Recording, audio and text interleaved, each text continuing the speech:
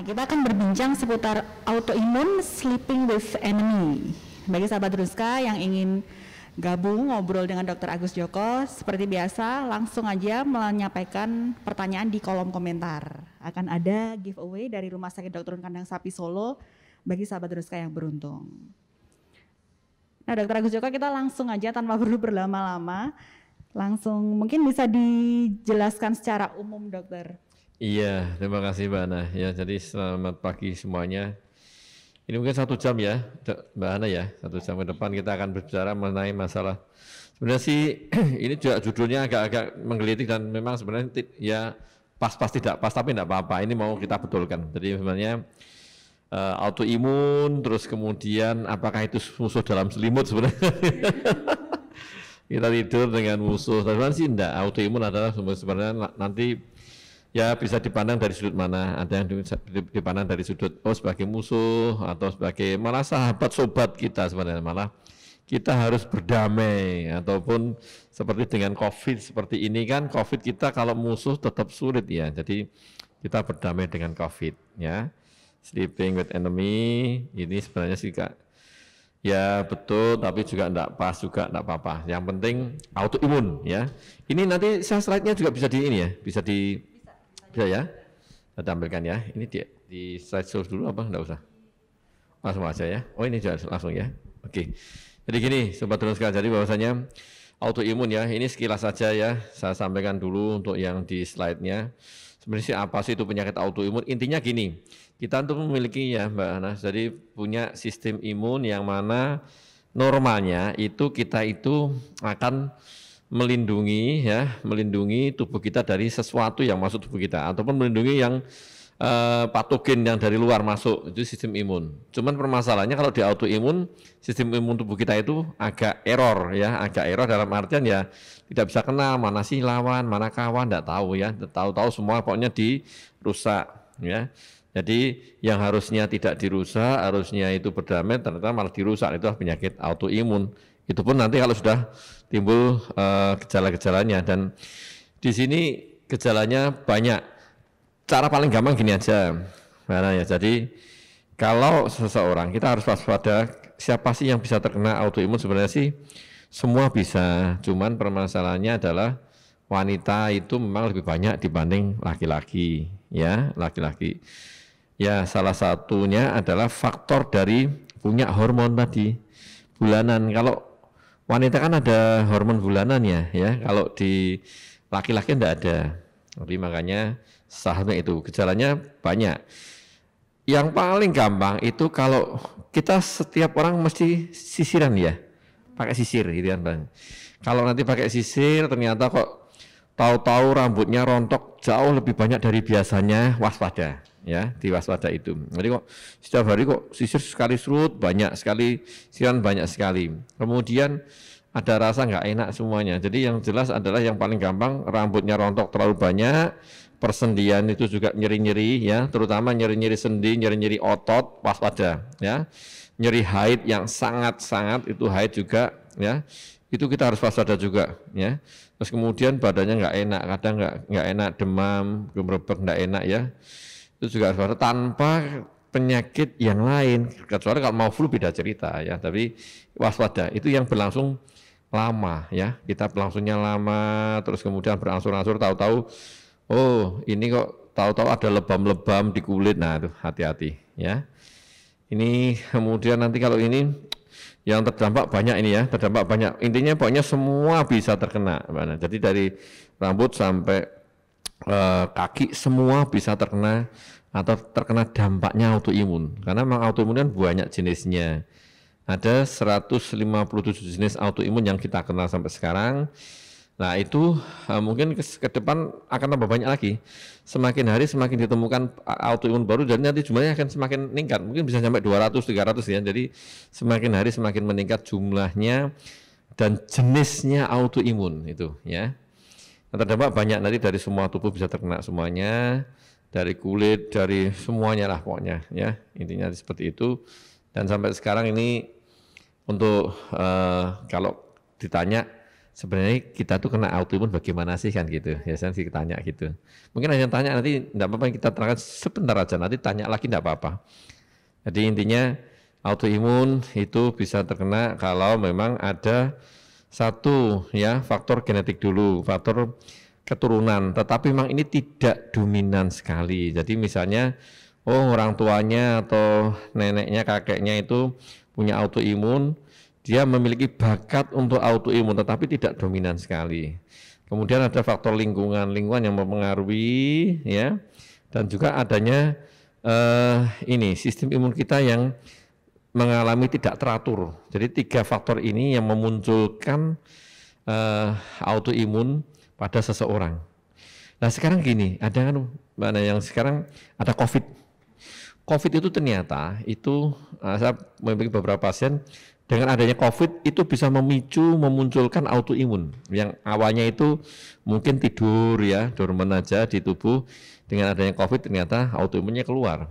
Terus kemudian ada yang alergi atopi ya, itu juga tahu-tahu keluar ya, karena COVID juga ini. Jadi memang banyak faktor ya. Ini ya penyakit yang muncul banyak. Jadi intinya bisa semua. Ini satu tunjukkan nanti gambarnya aja lah, gambarnya yang ini supportnya, ini yang penting, gambar-gambarnya aja. Tadi ada lupus ya, misalnya lupus yang paling terkenal lupus ya, ini khasnya kan kalau misalnya nanti kita ketemukan, seperti bercak-bercak di pipi kanan kiri ya, itu khas, tetapi tidak semua orang ada, jadi tidak serta-merta terus, saya itu enggak ada bercak kanan kiri di pipi, kan bukan lupus, enggak seperti itu. Ini gambaran khasnya. Tidak semua orang yang dengan lupus ada ya. Ini makanya seperti gambaran kupu-kupuan kanan kiri kan seimbang, terus ini batangnya kan di hidungnya. Kemudian ini juga ini film ya. Film asli ini didedikasikan untuk penyintas autoimun. Penyintas autoimun ya. Dulu saya sempat nonton bioskop bareng-bareng nih di ya nobar di Jogja, ini diajak dari yayasan sana autoimun yang lupus untuk melihat. Oh ini slide-nya nomor 10. Nomor 10 ya. Oh ini sudah lewat ini. Sudah lewat dulu ya. Jadi ini sebenarnya adalah film yang benar-benar asli didedikasikan untuk penyintas autoimun, yang mana ini beliaunya sudah meninggal ya, sudah almarhumah ya. Jadi bagaimana perjuangan beliau itu dengan autoimunnya ya, lupus waktu itu. Ini bagus sekali ya untuk gambaran kita. Nah ini untuk Sjogren ya. Sjogren ini khas juga. Gambarannya yang khas adalah matanya kering, mata mudah kering, mulutnya juga kering ya, semuanya jadi kering. Sampai mohon maaf misalnya sampai menstruasinya sangat sakit karena memang kering ya. Ini mengalami kekeringan ya, kekeringan semuanya nih di sindrom Sjogren ini. Kemudian ada yang khas juga ini ada rheumatoid arthritis ya. Ini khasnya mengenai di persendian ya, persendian jari-jari terutama jari-jari tangan sama kaki ya. Khasnya rheumatoid arthritis adalah sendi kecil ya, sendi kecil yang terkena. Ini begitu pagi hari biasanya, pagi hari datang kaku ini persendiannya yang di jari-jari itu kaku, kemudian merah, bengkak ya, sulit untuk aktivitas. Nanti agak siangan dia membaik ya, perubahan. Ini ada rheumatoid arthritis ya. Ini kalau sudah agak fase lambat nih ya, lewat nih. Ini gambarnya sudah sampai bengkong-bengkong seperti ini, nanti bagaimana rheumatoid arthritis itu menyerang di persendian yang bisa mengakibatkan kecacatan ya, jadi kan nanti bengkong. Kalau sudah bengkong ini tidak bisa kembali, tidak bisa. Jadi tujuan pengobatan nanti adalah mempertahankan biar tidak tambah parah. Jadi pertahanan seperti itu dan perjalanan penyakit bisa di stop, dihentikan ya. Kemudian juga ada ini psoriasis sebenarnya. Psoriasis ini wujudnya yang khas adalah plakat-plakat seperti lilin. Nanti yang khas pertama kali adalah dari perbatasan rambut dengan kulit. Itu muncul pertama kali biasanya di plakat-plakat yang kayak sisik-sisik Kalau dikerok itu kayak lilin dipanaskan ada lilin ya. Seperti itu psoriasis ya. Ini salah satu autoimun yang mengenai kulit, tetapi ini juga bisa komplikasinya ke persendian ya, tulang. Nanti persendiannya bisa juga mirip-mirip dengan rheumatoid arthritis nantinya. Mungkin ini mau ada yang mau tanya nih, ini jelas ini kita lanjutkan dulu ya, Hashimoto ya. Jadi gondok, ada kelenjar ya. Penyakit autoimun jenis yang di gondok ada namanya Hashimoto ini. Dan juga ada Graves. Jadi Hashimoto maupun Graves itu penyakit autoimun yang menyerang gondoknya. Kita semua manusia kan punya, setiap orang punya kelenjar tiroid atau gondok ya untuk hormon pertumbuhan ini. Seperti itu ya, Hashimoto. Kemudian nanti Graves ya. Graves disease ini penyakit yang kebalikan, kalau yang Hashimoto tadi kan hormonnya menurun. Nah, ini yang Graves ini hormonnya meningkat drastis sehingga ya ini gambarannya mirip-mirip seperti inilah ya. Jadi mohon maaf kan matanya kan keluar kayak exophthalmos itu kan. Nanti terus badannya mengurus, sering tremor dan sebagainya ya. Ini Graves disease. Ini DM juga loh, DM tipe 1 ya, diabetes mellitus tipe 1 ini atau kencing manis Mbak ya. Orang mungkin tahunya kencing manis lah diabetes.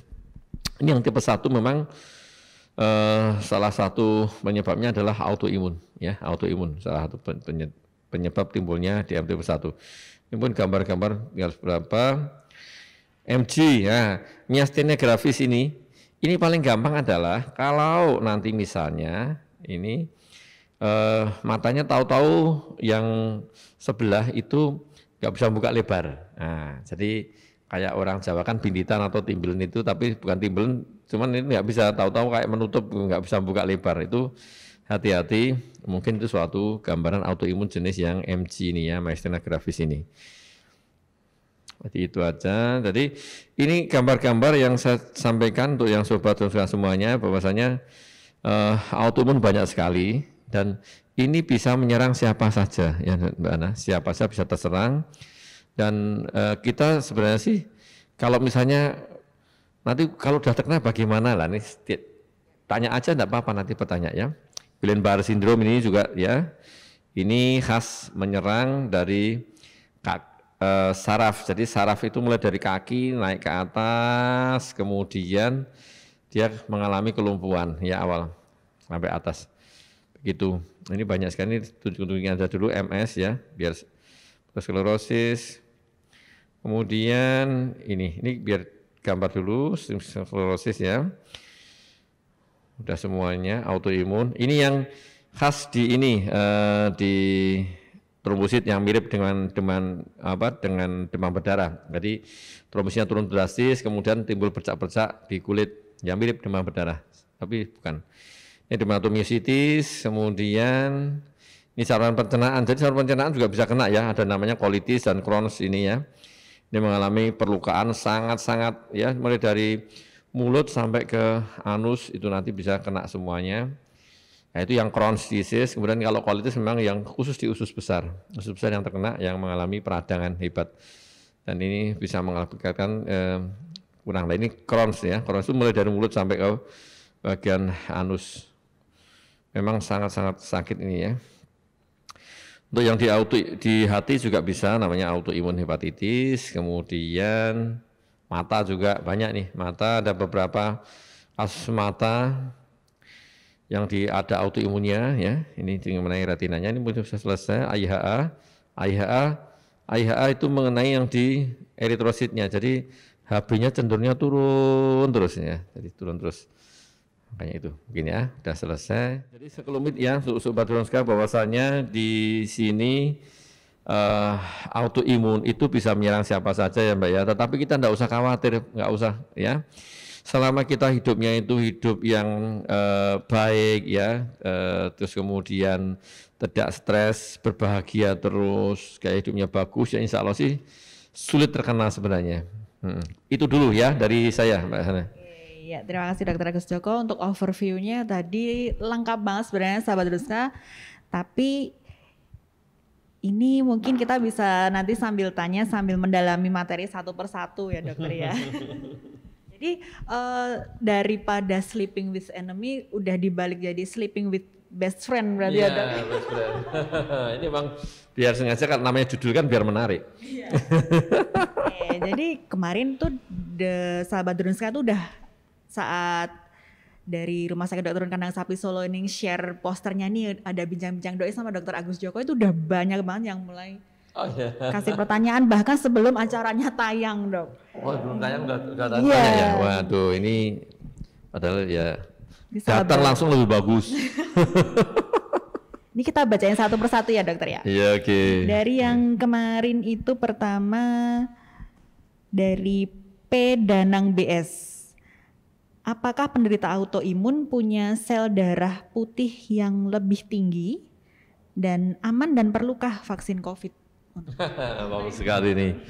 Bagus nih, terima kasih nih pertanyaan sangat menarik ya. Jadi pertanyaannya simple. Nomor satu adalah ini terkait masalah vaksinasi dulu aja. Ini kan vaksin ya.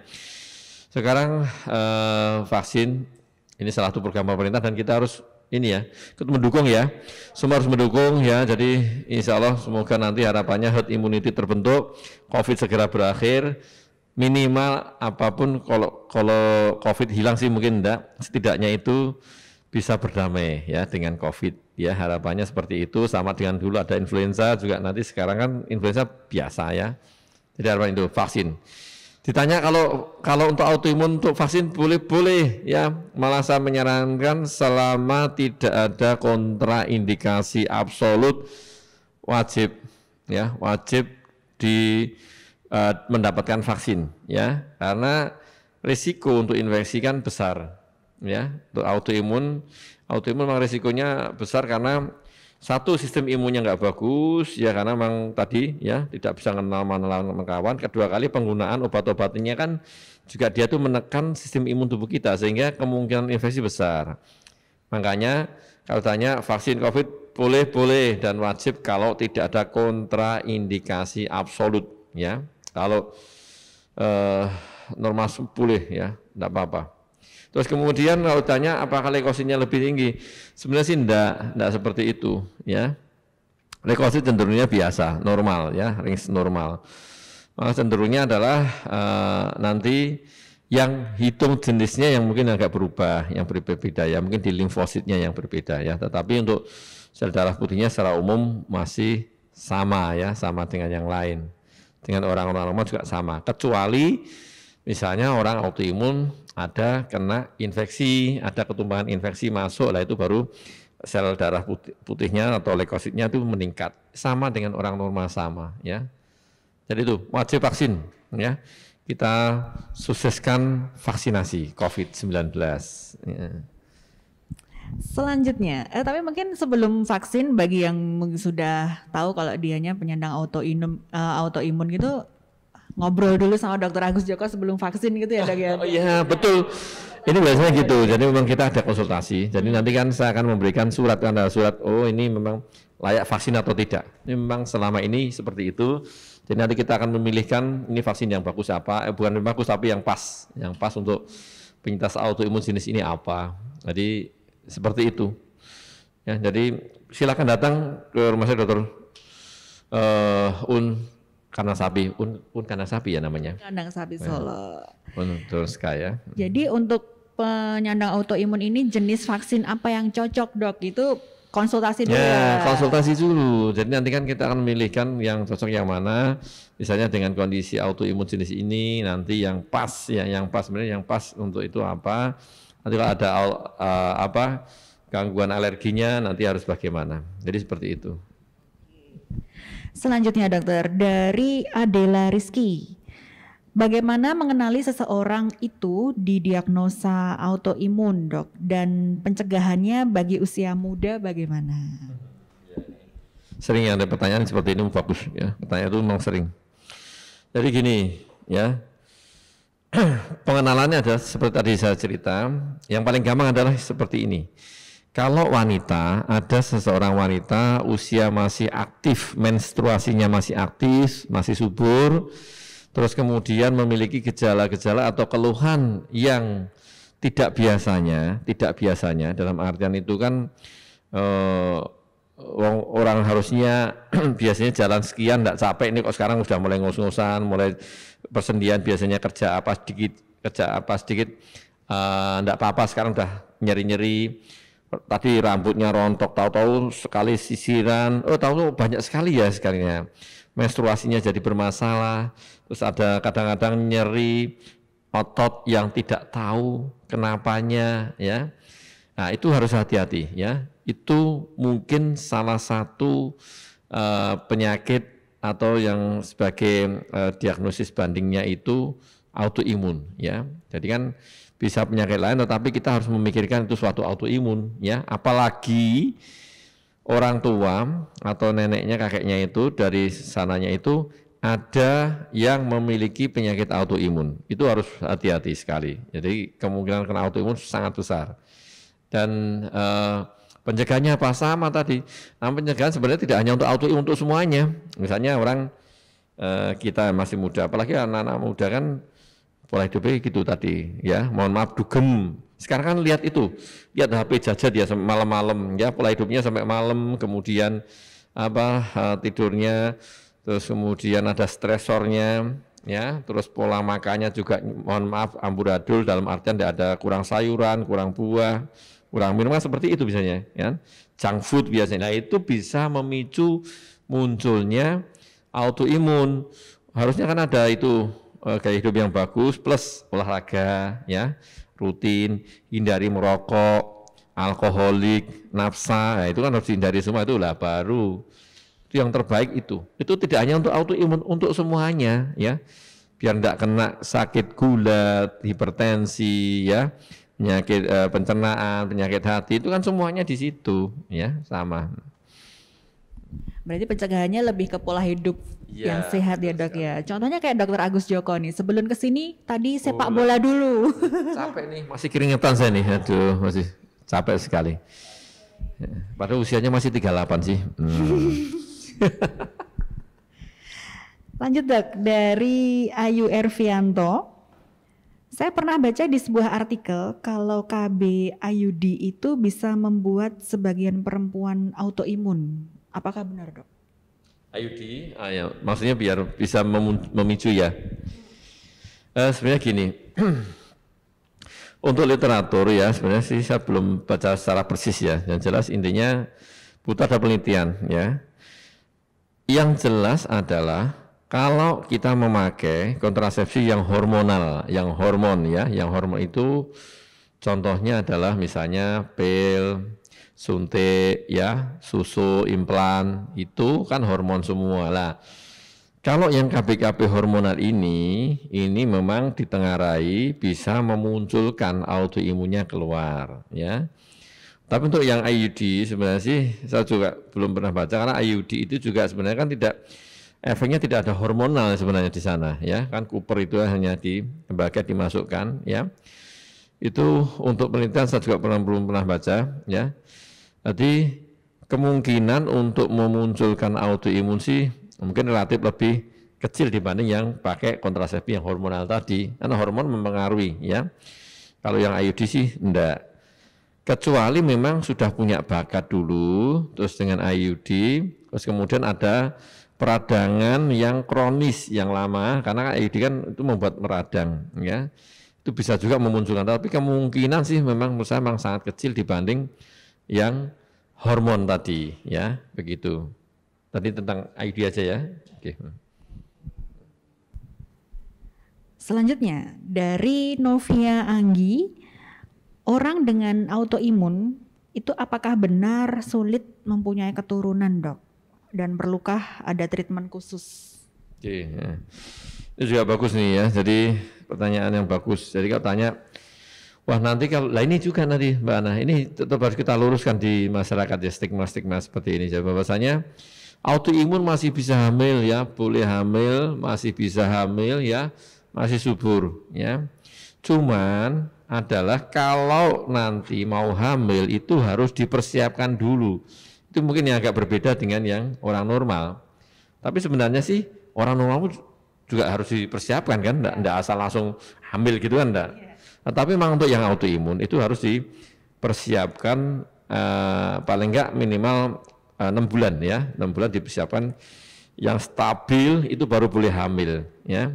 Kesuburannya juga sama kesuburannya juga sama antara orang autoimun dengan yang orang normal itu sama. Cuman yang membedakan adalah komplikasi dari kehamilan itu mungkin yang berbeda karena kan autoimun hamil itu komplikasinya bisa salah satu yang paling sering adalah flare-nya itu bisa ya, flare kan berarti bisa membahayakan ibunya dan janinnya ya. Kalau memang makanya tadinya harus dikontrol dulu dengan baik sebelumnya biar kalau sampai hamil itu sehat semuanya baik ibu dan anaknya kan gitu ya, harus dipersiapkan. Treatment khususnya apa sebenarnya tergantung jenis autoimunnya nanti ya. Autoimun jenisnya setiap autoimun beda-beda. Seperti misalnya kalau yang sering keguguran itu misalnya namanya antiphospholipid syndrome ya. Itu memang harus diobati ya, setiap hari disuntik ya, nyuntik. Paling enggak nyuntik setiap hari selama kehamilan. Harapannya apa? Biar tidak keguguran ya.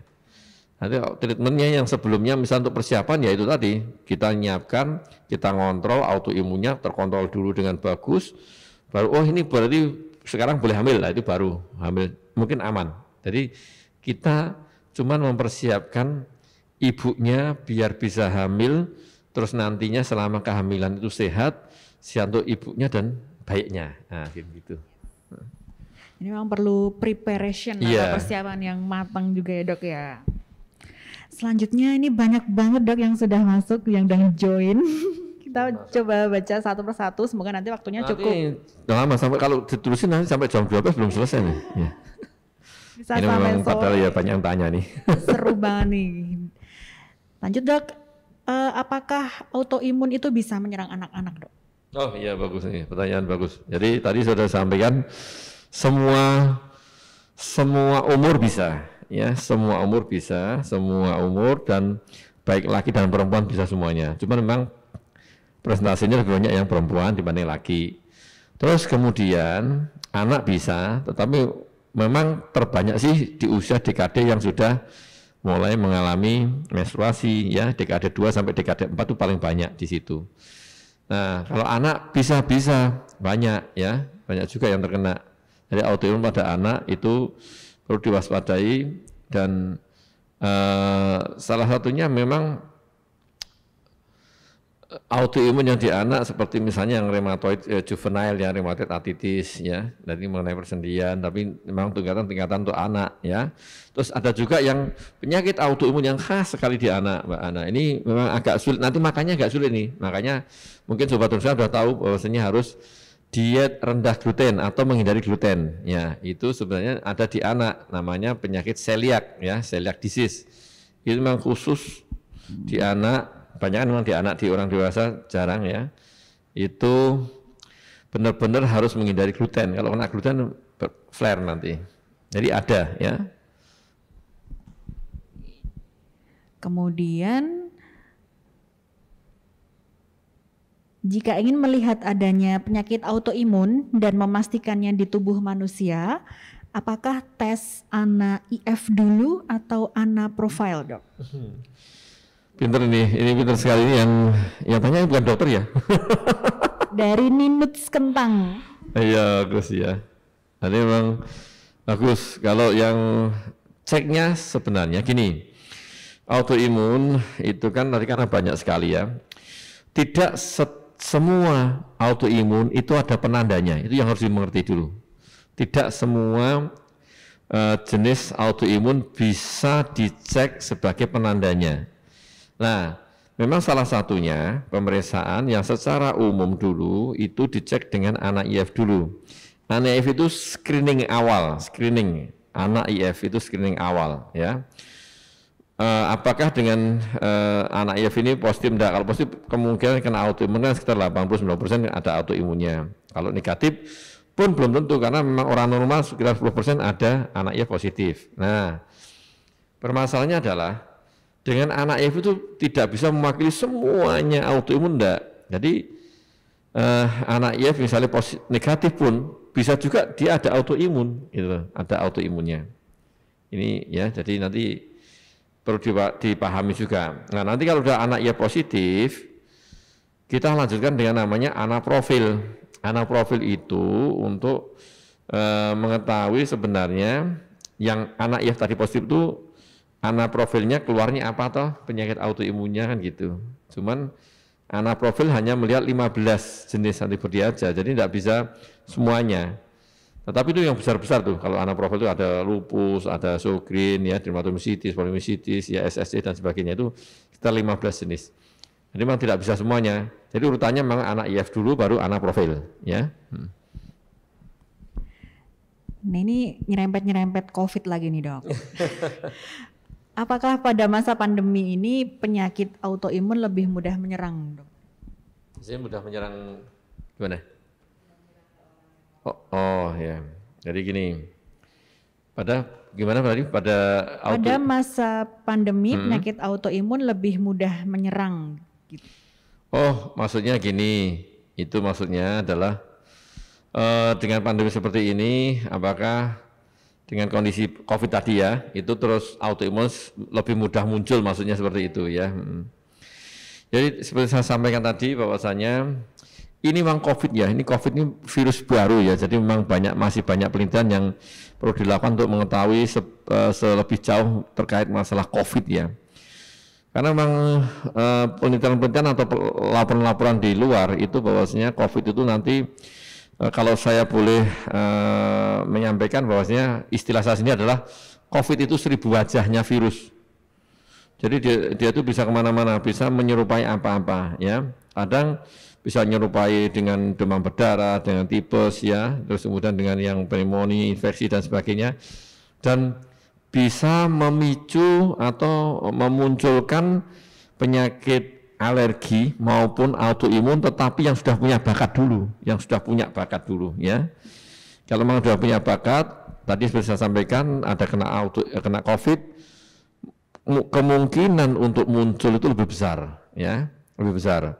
Tapi yang tidak untuk setiap orang, terus misalnya sekarang terus orang biasa terus kena COVID autoimun ya tidak seperti itu ya, tidak seperti itu. Jadi ada COVID terus kemudian dia menyerang seseorang yang sudah memiliki bakat atau genetiknya COVID autoimun, nah itu bisa muncul autoimunnya yang awalnya tidak kelihatan ya. Tidur ya, jadi sekarang bisa muncul. Jadi itu ya. Selanjutnya dari Safety and Westlife, apakah penyakit autoimun bisa menyebabkan kanker, dok? Oke, bagus nih. Jadi pertanyaannya ya, kalau ditanya bisa menyebabkan kanker, gini. Autoimun memang ada beberapa autoimun yang dia bisa komplikasi ke tumor atau kanker ada. Contoh paling gampang itu punyanya Sjogren ya, sindrom Sjogren. Sindrom Sjogren atau Sjogren sindrom ini ada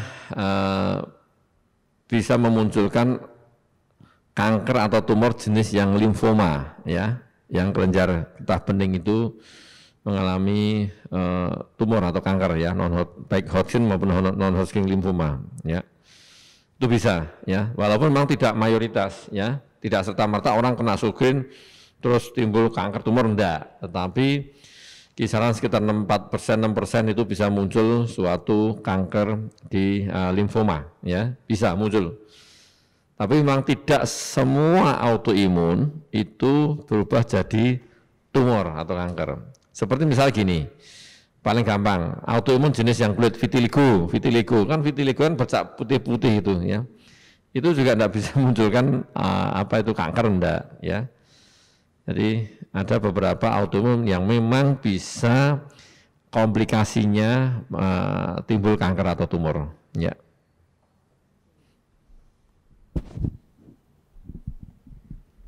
Selanjutnya ini dari Wanti 0411. Bagaimana menyiasati efek samping obat mestinon dengan keluhan nyeri tulang dan sendi, dok? Ya, ini mestinon. Ini untuk obatnya MG ya, myasthenia gravis ya. Jadi penggunaan seperti ini aja. Paling gampang adalah tetap minum. Kalau MG untuk ngontrol MG memang harus minum obat rutin. Tetapi yang terbaik untuk semua autoimun itu bukan obat nomor satu. Tetap apapun ngontrol fisik dan psikis nomor satu ya, merubah gaya hidup dulu. Kita minum obat rutin terus ya, tetapi masih psikisnya labil ya, emosian, sering begadang malam, kecapean, kurang istirahat, ngemol terus lah. Itu kan juga nanti sakit semuanya, walaupun kita minum rutin ya Mbak Ana ya. Tapi mohon maaf ini ya, untuk yang penyintas autoimun memang rata-rata perempuan ya Mbak. Jadi wanita itu mohon maaf ini semuanya, tapi memang rata-rata sama. Biasanya kalau diajak ke mall kan sembuh tuh biasanya. Sakit diajak ke mall sembuh biasanya ya. Tetapi nantinya kalau pulang dari mall nggak bawa tentengan ya sakit lagi. Harus bawa tentengan lagi. Kalau nggak bawa tentengan biasanya sakit ya Mbak Hana. Jadi siasatnya gimana ya? Tetap minum obat rutin, tapi jaga kondisi ya, jaga kondisi. Terus jangan terlalu capek, hindari udara dingin yang sering. Oh seperti ini juga ini Mbak Hana. Ini kan musim pancaroba ini. Jadi hati-hati musim dingin seperti ini. Penyintas autoimun mayoritasnya kumat, flare, persendiannya sakit, otot-otot sakit ya, nyeri-nyeri sendi, nyeri-nyeri otot, kesemutan ya, hati-hati. Jadi jaga kondisi, obatnya minum teratur, jaga kondisi, tidurnya segala macam harus ditaati. Karena seperti itu, biasanya terus ngegame. Itu kalau istilah anak muda sekarang healing dok namanya. Healingnya ke mall. Iya, healingnya mall terus. Atau lihat itu jajet biasanya terus mohon maaf lihat drakor ya biasanya seperti itu. Kalau nonton drakor itu rata-rata pasti pada sampai begadang sih dok. Iya, pas saya tanya ternyata begadang sampai jam 1 jam 2 lihat drakor YouTube masalah. Kita lanjut ya dok, pertanyaan dari Iin Listiawati. Pasien autoimun kalau hamil apa juga harus selalu konsumsi obat dokter? Oh iya bagus. Yang jelas siapa tadi? Iin Listiawati. Mbak Iin, kontrol nomor 1. Kontrol datang ke dokter untuk dievaluasi. Jangan lupakan kontrol, itu nomor 1 dulu itu yang jawabannya, nomor 1 kontrol ya. Nomor 2, nanti dokter akan menentukan obat apa saja yang harus diminum, obat apa saja yang bisa dikurangi. Kalau ditanya harus minum obat, dari minum obat. Nah itu kalau nggak minum obat itu nanti flare. Kalau flare nanti berbahaya untuk ibu dan bayi, ya flare. Makanya dokter nanti akan menentukan, oh ini butuh obatnya apa sih yang ditambahi dan dikurangi kan gitu. Jadi seperti itu dikontrol.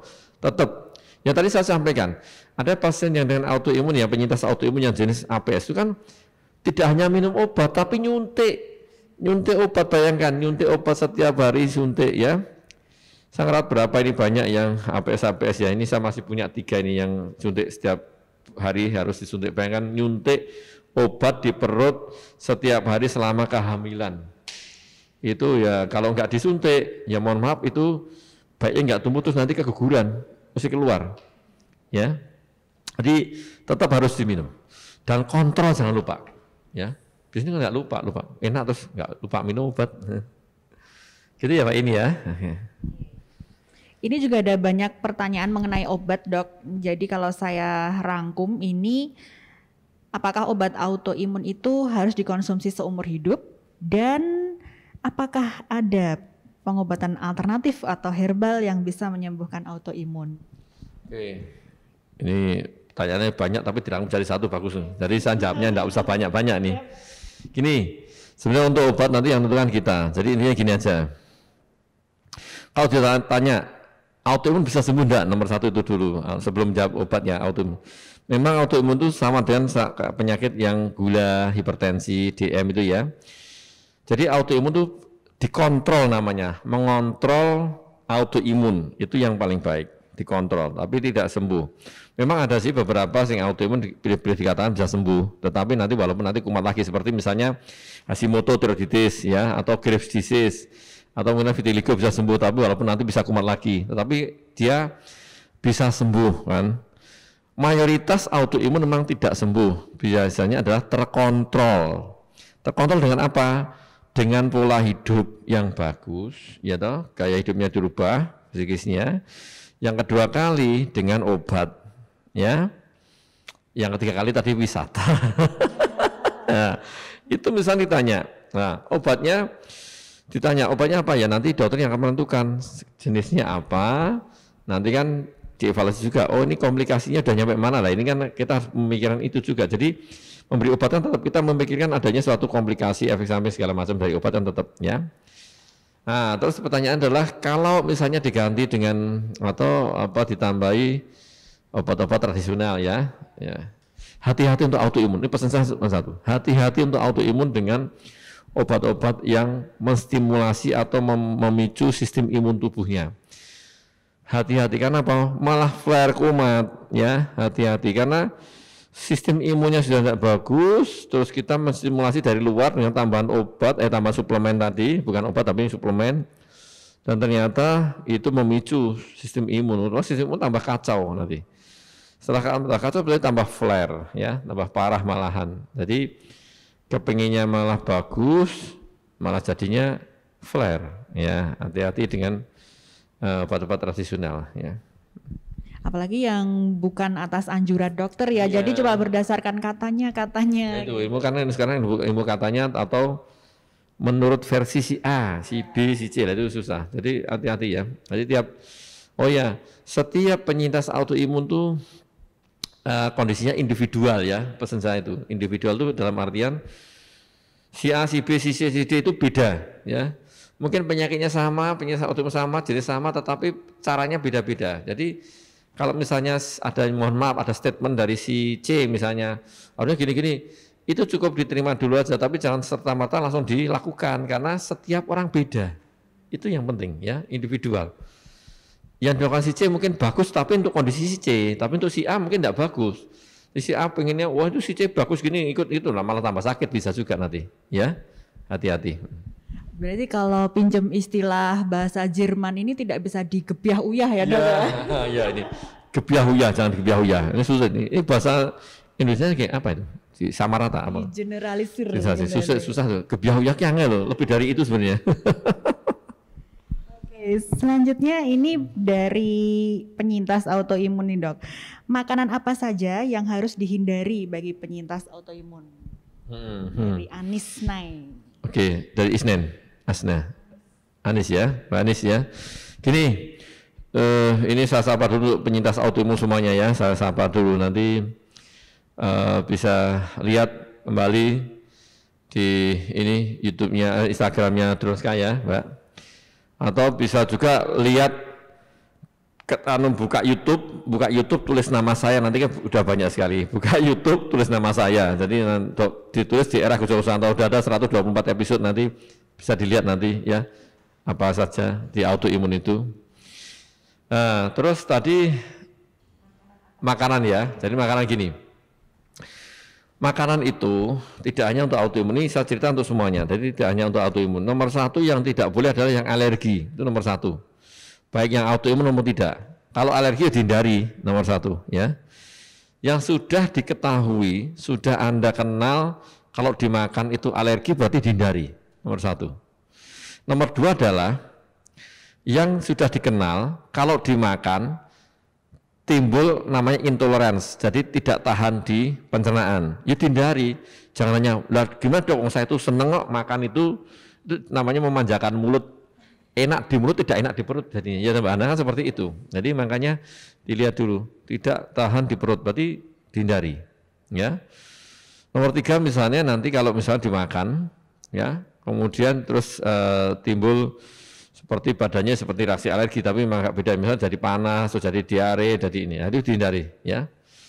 Nah terus nomor 4 selanjutnya adalah memang ngetren sekali adalah gluten ya, gluten. Tetapi kalau saya itu gluten itu boleh dimakan oleh penyintas autoimun, tetapi porsinya jangan banyak, sedikit.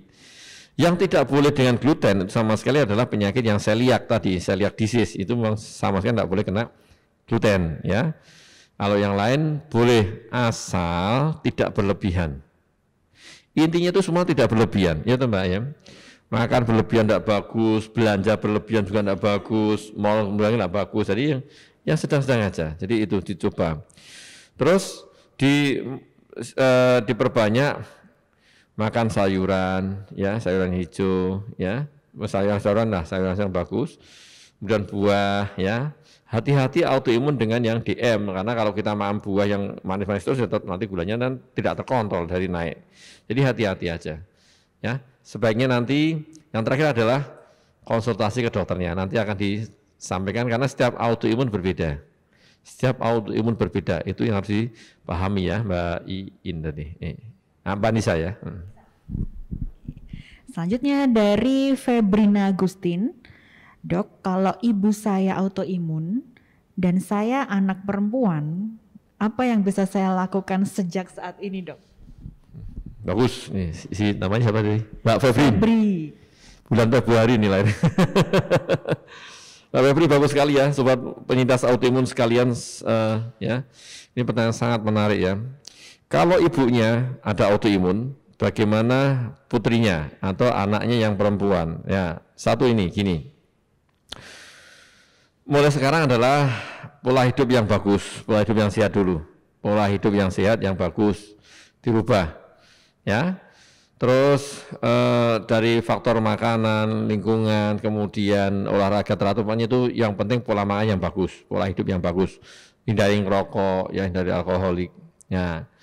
Terus yang kedua kali adalah bisa dicek, ya, dicek. Pemeriksaan di lab di tempat Indonesia ada laboratorium swasta, salah satunya ini ada pemeriksaan kita bisa untuk mengetahui kemungkinan kita nanti kena autoimun atau tidak. Walaupun memang tidak banyak yang bisa diketahui, hanya beberapa aja autoimun yang bisa dicek ya. Ada pemeriksaan risiko imun ya, autoimun namanya imun risk ya. Jadi nanti kita bisa ngecek terus kemudian kita lihat sebenarnya kita nanti kemungkinan terkena autoimun jenis itu enggak, itu ada. Walaupun memang tidak semuanya kan, tidak semuanya. Jadi pola hidup yang bagus, pola hidup yang sehat, terus kemudian berbahagialah, hindari stres, dan yang ketiga adalah pemeriksaan lab, yang mana ini bisa salah satu menunjang untuk saya mau kena autoimun jenis ini enggak, gitu ya. Walaupun tidak semuanya, hanya beberapa aja. Ya. Ini ada pertanyaan dari sahabat Drunska yang mungkin baru saja gabung, Dok. Jadi tadi waktu pembahasan pemaparan overview tadi belum sempat nyimak. Sebenarnya autoimun itu penyebabnya karena apa, Dok? Jadi perlu diulang lagi. Biar yang baru gabung bisa paham ya. Iya sih sobat Drunska ya. Jadi penyebabnya apa sih sebenarnya tadi? Jadi ini sampai sekarang memang belum diketahui. Jadi intinya autoimun itu kan ada autoimunitas dan penyakit autoimun. Jadi autoimun itu adalah sistem imun tubuh kita yang tidak bisa mengenali tubuh kita sebagai kawan ya. Jadi merusak sistem imun tubuh kita, malah merusak tubuh kita sendiri. Itu autoimun ya, autoimun. Jadi sistem imun merusak tubuh kita sendiri. Nah, yang bisa memunculkan apa? Ya, terus gini, yang kedua kali adalah kalau nanti sudah muncul gejala dan tanda-tanda misalnya keluhan-keluhan, lah itu namanya disebut sebagai suatu penyakit autoimun, ya. Jadi autoimunitas tadi adalah sistem imun yang menyerang tubuh kita sendiri, tetapi kalau sudah keluar namanya penyakit autoimun. Nah, kok bisa kena itu? Ya, jadi tadi saya sampaikan adalah nomor satu punya bakat dulu, ada faktor bakat, walaupun tidak dominan, bakat ada keturunan dari tadi ada Mbak Febri tadi kan dari ibunya ada autoimun, kemudian besar kan si putranya dan cucunya nanti bisa kena. Ya. Yang kedua kali adalah faktor lingkungan. Lingkungan ini adalah paparan, misalnya paparan sinar matahari yang terik, yang ultraviolet yang banyak, kemudian polusi, ya, terus sinar radioaktif, ya itu lingkungan. Ditambah adanya disregulasi sistem imun. Jadi sistem imun ini mengalami ketidakteraturan, mengalami gangguan. Dan salah satu contohnya tadi saya sampaikan adalah COVID. Nah, COVID ini perannya di sini, di sistem imun yang tidak teratur tadi. Ada faktor genetik, ada lingkungan, ada yang faktor infeksi yang memuncul dari virus. Ya, salah satunya COVID tadi. Itu bisa muncul memicu autoimunnya keluar. Jadi seperti itu.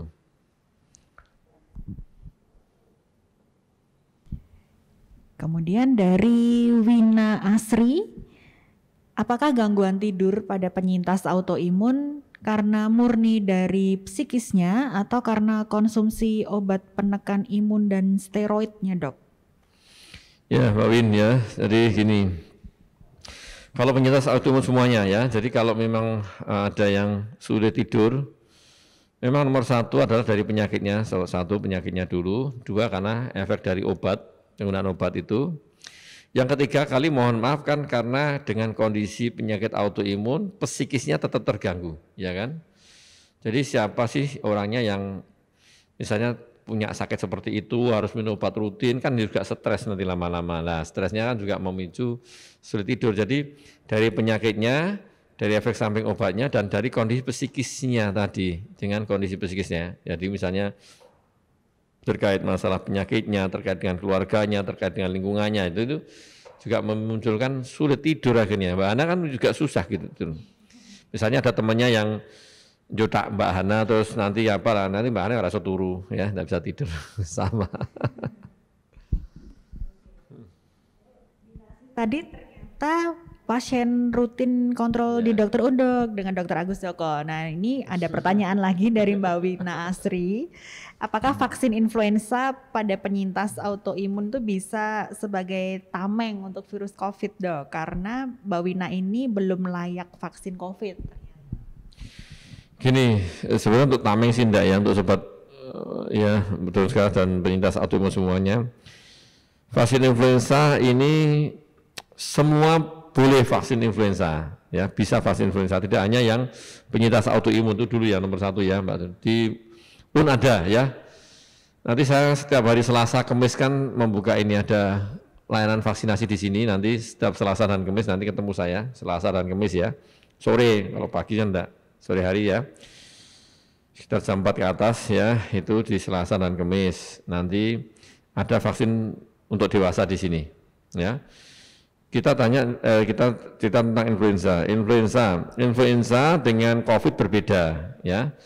Jadi ada tanya bisa mencegah, ya enggak bisa mencegah, tetapi dengan vaksin influenza itu kalau misalnya sampai kena COVID itu gejalanya biasanya COVID itu nanti akan diikuti oleh virus influenza juga masuk. Jadi setidaknya bisa menahan atau menangkal influenza yang mau masuk tubuh kita yang akan memperberat kondisi orang terkena COVID. Jadi itu. Tapi tidak untuk COVID-nya sih tidak. Bukan untuk COVID-nya loh ya. Tetapi dengan vaksin influenza itu bisa meningkatkan kondisi tubuh kita biar tidak kena flu. Yang mana flu ini memang sering ngikutin COVID. Ya. Seperti itu Mbak Win. Kemudian ini bagi yang lagi hamil nih, Dok. Kalau hamil ibunya punya autoimun, apakah si bayi kemungkinan besar juga terkena autoimun, Dok? Iya nih. Sama ya. Jadi terima kasih ya. Jadi kalau ibunya hamil apakah bayi bisa kena autoimun? Ya bisa, jawabannya bisa sih bisa. Cuman prosentasenya memang berbeda-beda. Memang lebih banyak yang kalau yang anak perempuan dibanding laki itu nomor satu. Nanti ternyata kan tuh yang laki keluarnya bayi laki kan nggak tahu ya apa laki atau yang jelas bisa diturunkan ya, ada diturunkan ke si anak. Walaupun memang tidak dominan sekali ya, tidak 100% turun enggak. Ya, persentase sekitar 30%, 20, 30, 40% ya sekitar itu ya. Risknya menurun. Nah, kalau sudah punya bakat seperti itu, ya berarti nanti pola hidupnya harus dirubah, diganti. Oh, ini orang tua saya sudah ada autoimun nih, berarti ya si anak harus dirubah, pola hidupnya harus pola hidup yang baik ya. Mohon maaf tidak amburadul, kalau mau amburadul nanti memicu tadi seperti sudah saya sampaikan di depan ya. Bisa turun, bisa, tetapi memang persentase tidak. Itu sampai DM.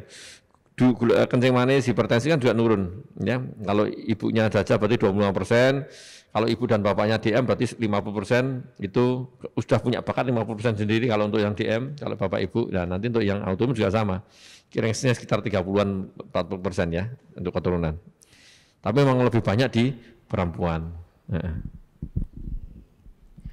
Kemudian dari Anggun Pamase, pasien dengan dosis tinggi vitamin D3 baiknya cek berapa bulan sekali ya dok? Kayaknya pernah lihat nih, pernah dengar anggun mama sih. Anggun mama sih. Iya, pasti kontrol rutin saya nih sama. Pasien-pasien kontrol nih. Pas nih ya. Jadi gini Bang Anggun. Jadi kalau misalnya kita mengkonsumsi vitamin D3 ya, dosis tinggi sekitar ya 2000 ke atas ya. Kalau 5000 IU setiap hari satu, itu berarti paling enggak 3 bulan sekali atau 3 sampai 4 bulan maksimal itu harus dicek ulang ya. Cek ulang. Kalau 10.000 ya memang 10.000 sih boleh, tetapi memang itu hati-hati sekali. Jadi yang lebih umum dan lebih agak safe itu ya yang dosis tinggi ya 5.000 lah sehari satu, 3 bulan maksimal 4 bulan sekali harus dicek ulang. Ya, dicek ulang, hati-hati. Ya soalnya nanti hipervitaminosis D kan juga tidak bagus juga. Pokoknya kalau kelebihan jelek, kurang juga jelek, pas. Ya, gitu. Yang pas-pas aja. Ya, terlalu kaya mungkin enggak ya, terlalu cantik juga kita ya sebenarnya pas-pas saja.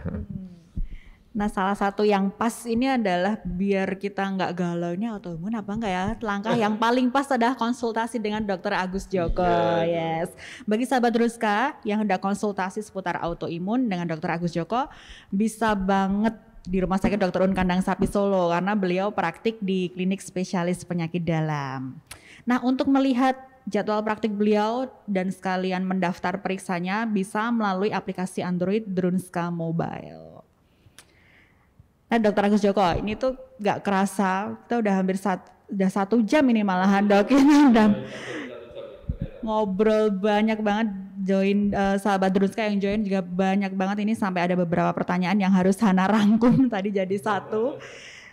Terima kasih Dr. Agus Joko untuk edukasi dan informasi yang diberikan siang ini. Nah ini untuk closing statement dok, atau pesan untuk rekan-rekan penyintas autoimun nih, pesannya bagaimana dok? Terima kasih Mbak Nah. Jadi yang terakhir ya, untuk yang semuanya dulu, bukan untuk penyintas tapi untuk semuanya dulu. Pokoknya hati-hati ya, waspada ya. COVID masih mengintai kita, satu itu dulu ya. Kedua kali terapkan protokol kesehatan 5M tetap jalankan. Vaksinasi kita dukung semuanya ya. Vaksinasi kita dukung, kita semua vaksin ya. Terus yang selanjutnya adalah kalau ada wanita terus mengalami gangguan, keluhan yang berbagai macam, tidak tahu sebab segala macam, segera konsultasikan ya. Kemungkinan ada salah satu penyakit namanya autoimun. Autoimun bisa mengintai siapa saja, maka tadi ada judulnya Sleeping with Enemy. Sebenarnya sih ya maksudnya ya ini sebenarnya yang paling bagus sebenarnya autoimun itu berdamai dengan kita. Kita damai dengan autoimun ya. Ya kadang jaga musuh kadang enggak ya, tapi kita bareng-bareng lah ya, jadi seperti itu.